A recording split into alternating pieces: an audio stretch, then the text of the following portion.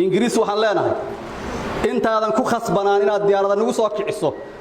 نمقولين كلمة يسيا هؤلاء هيا فرح كلا بحوان لنا واحد هاي دولة إنجليز كنا برا صعب لما هذا كرتو واحد هاي برا صعب مجالات هاي واحد هاي برا صعب قبل بعض هاي وحنا لا يهي واربوق سميسي كتشوتشي إنجليز كهلا ينما تشرو دولة كهذا شيء ما تشرتو إن الناس هاي إن الدول كدول شو تدو إنجليز وكموجة محي كهلا عاو أهين لا يابلا يعني دين حياة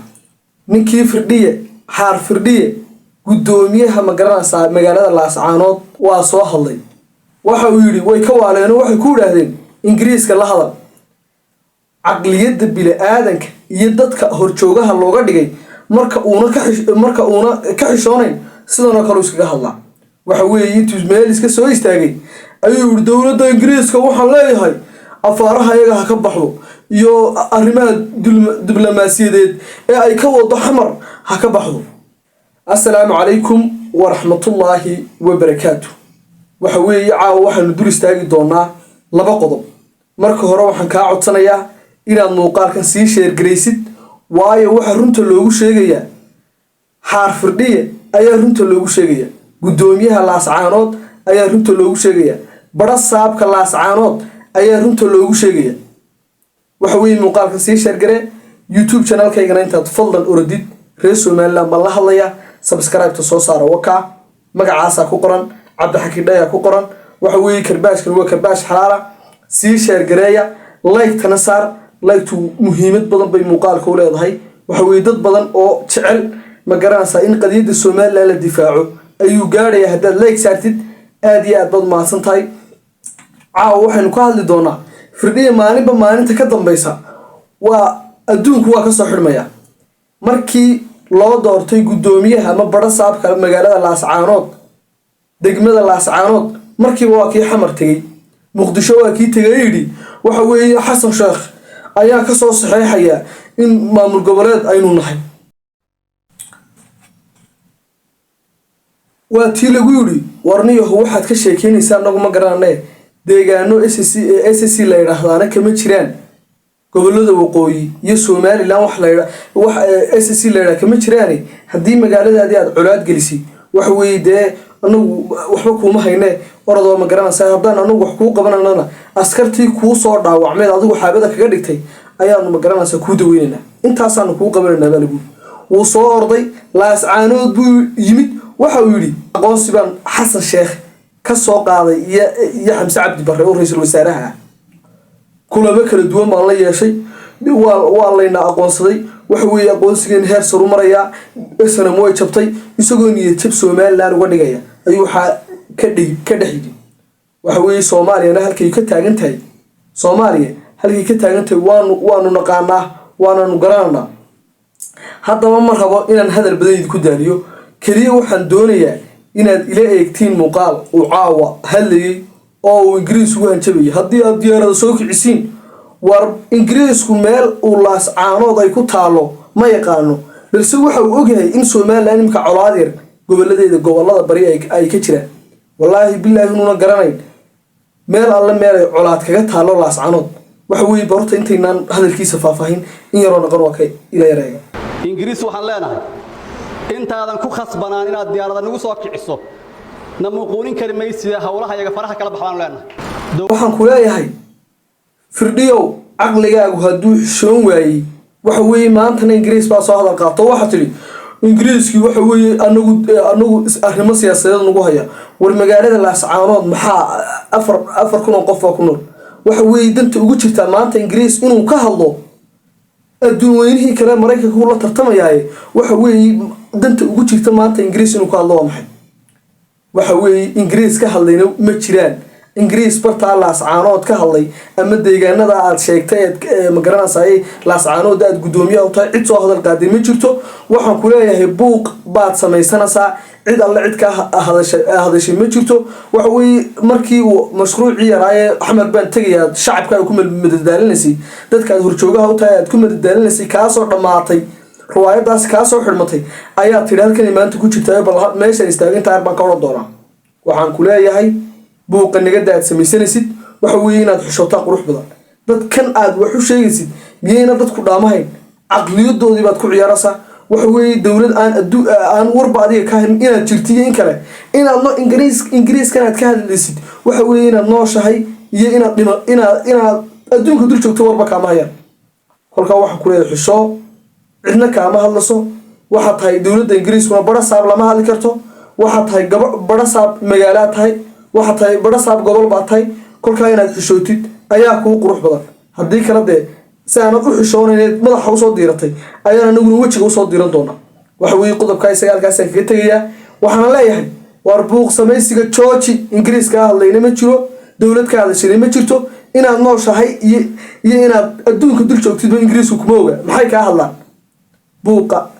iyo caqliga aad ummadeed caayaysid jooji baan ku leeyahay qodobka labaad waxaynu ka dhigi doonaa waxa weeye firdhiye maanta mar labaad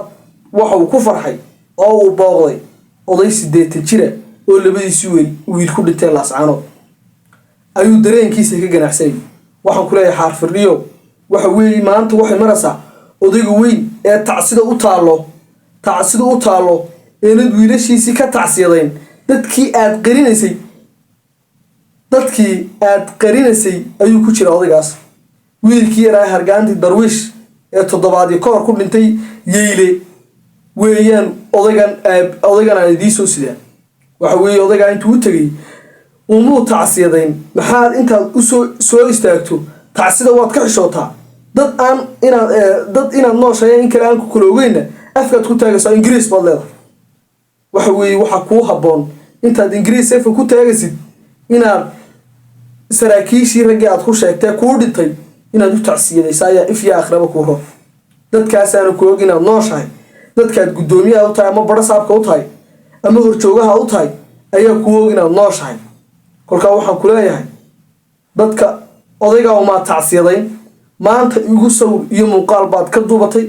odayga dareenkiisaad ka ganacsanaysay waxa weeye marna ma garanaysaa waxa weeye adigu noocii la odhan jiray baa tahay firdhiyow noocii la odhan jiray baa tahay kal xishoota malihid ee waxaad leedahay kal baqata ayaad leedahay kolkaa firdhiye waxa uu caadaystay ka ganacsiga dadka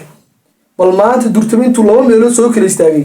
ayuu marna oday dareenkiisa ka ganacsanaya marna dowladda ingiriiska u jawaabaya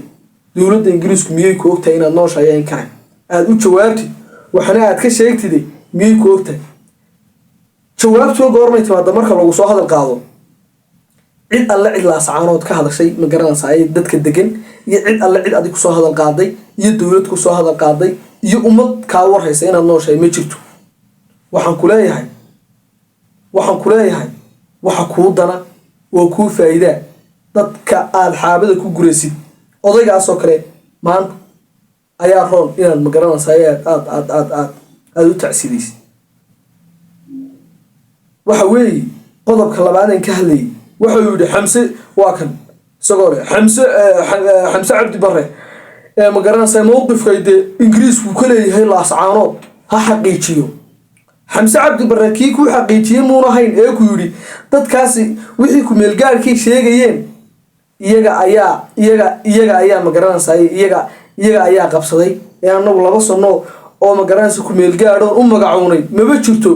xamse saamiyuuna ka odhan war xamse waa nin ehlul cibaada waa nin rusheega waa nin ilaahay ka cabsanaya ma toddobaadii ka hor miyuuna xamse sidaa inoo odhan laascaanood iyo gobollada la sheegayo colaadu ka jirto annagu wax ku meel gaadha haba yaraatee oon ma garanaysaa aanu siinay ma jirto dowladda federaalka Soomaaliya waxa afkeeda xamse cabdi barre ku hadlayay qodobka waxaad uga hadashay ma jirto bal waa kan ilaahay isagoo cabaadayo leh xasan sheekh iyo xamse cabdi barre ha ma garanaysaa ha cadeeyay mowqifka ay ka leeyihiin laascaanood bal waa kan yar leey dowladda federaalka ah ee ay hogaaminayaan madaxweyne xasan sheekh maxamuud iyo xamse cabdi barre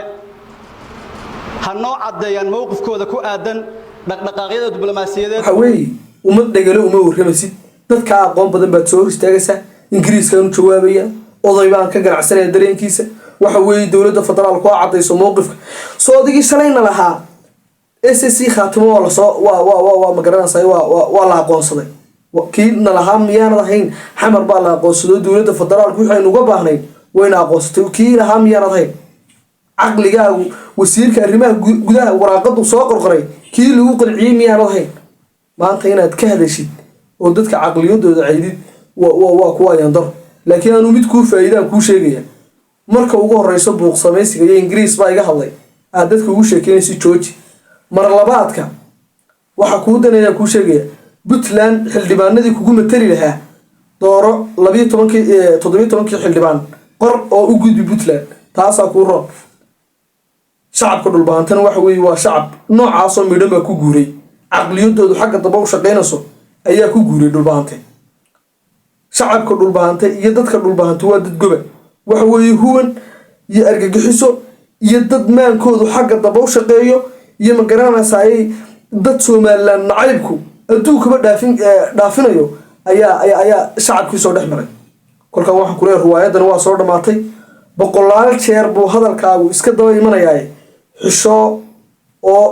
kal xishooto malihida waa ku garanayaa kal baqataa leedahay firdhiyo jooji ingiriis baa iga hadlay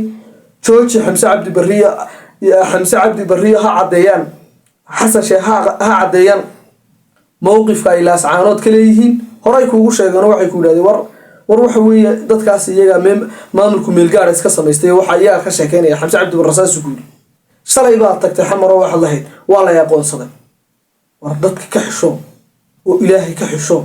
oo dadka ka aragtida dheer ka xisho waxa weeye haddii aad xisho weydina waa lagu garaaci doonaa kal baqatan waad yeelan doontaa waxaan leeyahay saaxiibayaal intaanu muuqaal mid ku kulmi doono YouTube-kayga taga subscribe saara magacaasa ku qoran aad iyo aad baad u mahadsantihiin